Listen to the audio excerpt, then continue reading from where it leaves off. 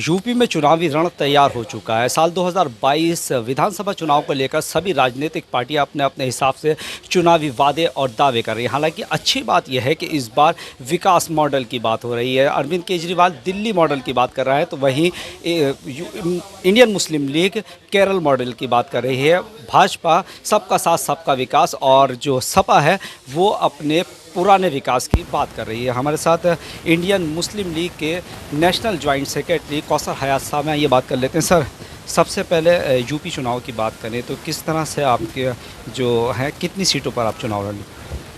देखिए, आज कार्यकर्ता सम्मेलन था वेस्टर्न यूपी का और हमने उसमें एक जायज़ा लिया है। हमारी लगभग 100 सीटें ऐसी हैं जिस पर हम इलेक्शन लड़ सकते हैं, तो हम उसी पर तैयारी कर रहे हैं। और ये सिलसिला हमारा उससे अभी 29 तारीख को हमने रायबरेली में ज़िला सम्मेलन किया था, अब 4 अगस्त को यहाँ किया है और ये सिलसिला चल रहा है बराबर। हम हर ज़िले के अंदर एक सम्मेलन करके ये सुनिश्चित करेंगे कि कहाँ कहाँ से हमें इलेक्शन लड़ना है। लेकिन फिर भी ये बात तय है कि हम एक बड़ी तादाद में इलेक्शन लड़ेंगे और दूसरी पार्टियों से गठबंधन की बात भी करेंगे। जिस तरह से आपने अभी अर्ज़ किया कि हमारी 100 सीटें, हमारी 100 सीटों का क्या उद्देश्य है? नहीं, देखिए, ऐसा है कि ये डेमोक्रेटिक कंट्री है और जाहिर है कि हर आदमी अपने उसी हिसाब से चलता है। तो 400 सीटें हैं यूपी की, लगभग 400 सीटों में 100 सीटें ऐसी हैं जिस पर मुस्लिम वोट जो है बाकायदा एक असर रखता है और फैसला कौन असर रखता है कि वो फैसला करता है कौन जीतेगा कौन हारेगा। तो हमारा केंद्र भी सोचने का वही है, हम उसी को केंद्र बनाकर काम कर रहे हैं आगे और उसी के सहारे हम आगे बढ़ना चाहते हैं और उसी के सहारे हम आगे राजनीति में एक अच्छा कदम रखना चाहते हैं। जैसे कि आपने अभी बात की कि 100 सीटों पर किस तरह की विचारधारा के लोगों के साथ आप अपना अलायंस करना चाहेंगे?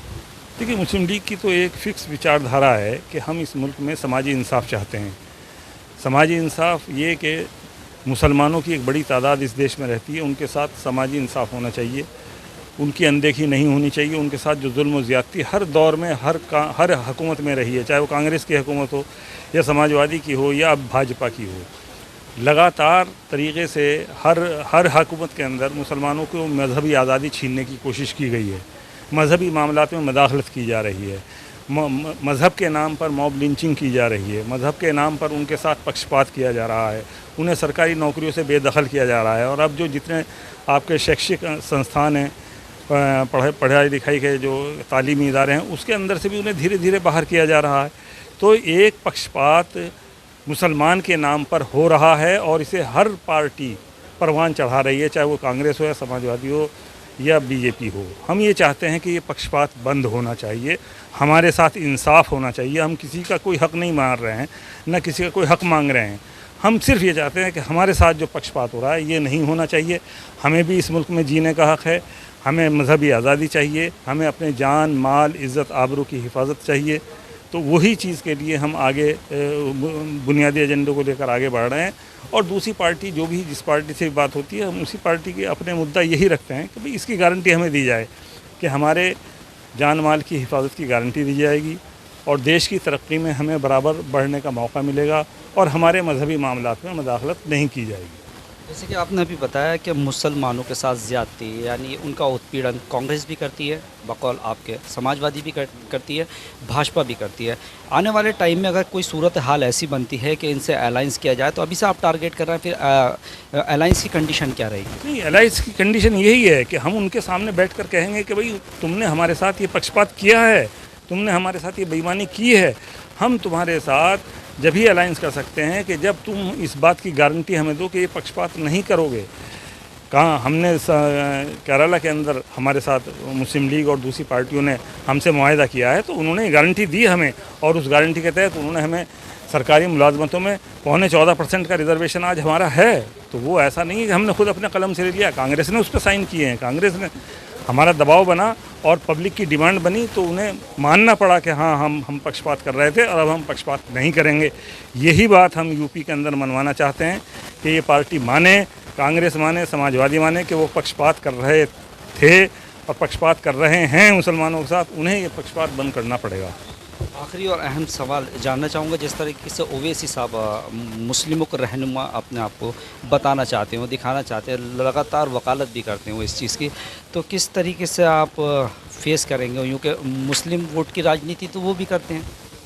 नहीं, देखिए, मुस्लिम वोट की राजनीति का नाम देना तो गलत है, लेकिन इतना ज़रूर है कि वो भी एक मुस्लिम पार्टी है, वो आ रहे हैं आगे को। लेकिन हमारा एक ऐतिहासिक रिकॉर्ड है, हम उनसे पुरानी पार्टी हैं, नंबर एक। नंबर दो ये कि हमने देश की सियासत के अंदर मुसलमानों को कुछ दिया है। हमने केरला के अंदर मुसलमानों को 14% का रिजर्वेशन, पौने 14% का रिजर्वेशन दिलवाया। हमने क्या तमिलनाडु के अंदर मुसलमानों को 3% का रिजर्वेशन दिलवाया। कोई दूसरी पार्टी अभी तक ये काम नहीं कर सकी कि वो मुसलमानों को सरकारी नौकरियों में रिजर्वेशन दिलवाए। हमने, जहाँ हम हैं केरला में, तमिलनाडु में, वहाँ हमने मुसलमानों के अंदर 100% शिक्षा दी है। 100%, 100% शिक्षा, जिसको क्या नाम हर एक पार्टी ने माना, कांग्रेस ने और भाजपा तक ने माना कि हाँ, शिक्षा के क्या नाम मैदान में मुस्लिम लीग का सबसे अच्छा किरदार रहा है। तो हमारा अपना जो है एक किरदार है और हमने वो अमल करके दिखाया है केरला के अंदर कि हमने शिक्षा के स्तर पर, हमने सामाजिक स्तर पर, हमने लोगों के आर्थिक स्तर पर हमने मुसलमानों को देश की मुख्य धारा से जोड़ा है। वहाँ हिंदू मुस्लिम फसादात नहीं हो। जहाँ मुस्लिम लीग है वहाँ हिंदू मुस्लिम फसादात नहीं होते, लेकिन जहाँ हम नहीं हैं वहाँ हो रहे हैं लगातार हिंदू मुस्लिम फसादात। हम वो पोजीशन लाना चाहते हैं जो केरला में है कि सबके साथ बराबर इंसाफ हो और ये हिंदू मुस्लिम भावना से जो एक दूसरे से लड़ते हैं ये ख़त्म हो। ये हमने ख़त्म करके दिखा दिया एक जगह। क्या लगता है आपको, जिस तरीके से आपने केरल की बात की कि वहाँ पर कोई राइट्स नहीं हुआ है, यूपी की अगर बात करें तो 5 साल होने जा रहा है, यूपी सरकार में भी कोई ऐसे बड़े दंगे नहीं हुए जो चर्चित दंगे हुए, तो क्या मानते यूपी सरकार का जो कार्यकाल रहा सही रहा? नहीं, देखिए, यूपी सरकार का कार्यकाल हम इस माना कर अगर मान लेंगे सार दंगे नहीं हुए, तो दंगे सब कुछ नहीं हैं। आज वही लोग सत्ता में बैठे हैं जो लोग दंगे करते हैं या करवाते हैं। आज वही लोग जब सत्ता में बैठे हैं तो दंगे नहीं हो रहे, लेकिन दंगों के जो कारण थे वो सारे हो रहे हैं। आप मॉब लिंचिंग हो रही है इस मुल्क में, मुसलमानों के मजहबी मामलात में मुदाखलत हो रही है, मुसलमानों को दूसरे कानूनी तरीके से देशद्रोह के केस में फांसा जा रहा है, झूठे केस लगाकर फांसा जा रहा है। तो वो कान ऐसे पकड़ो या वैसे पकड़ो। वो दूसरी सरकारें थी तो वो देशद्रोह का केस नहीं लगाती थी, तो वो फसादात का क्या नाम होते थे और उसमें यही लोग ज़्यादा क्या नाम एक्टिव रोल प्ले करते थे। और कांग्रेस का, समाजवादी का रोल ये रहता था कि इनको नहीं पकड़ते थे कभी, वो इनको छूट देते थे। कहीं ना कहीं अंडर टेबल इनका मुआहदा था भाजपा से। आज वही भाजपा बैठी है, भले ही फसादात नहीं हो रहे हैं, लेकिन मुसलमानों के ख़िलाफ़ वो सारे काम हो रहे हैं जिससे मुसलमानों की एक तरह से जड़ काटी जा रही है और उन्हें इस मुल्क में नंबर 2 का शहरी बनाने की कोशिश की जा रही है। वो सारे काम भाजपा कर रही है और कहीं ना कहीं समाजवादी और कांग्रेस का भी उनको समर्थन प्राप्त है। कुल मिलाकर अब जो आप आवाम के बीच में जाएंगे उसमें मॉडल आपका केरल मॉडल है। केरल मॉडल हमारा रहेगा और केरल मॉडल हमारा एक लंबे अरसे से 70 साल से है।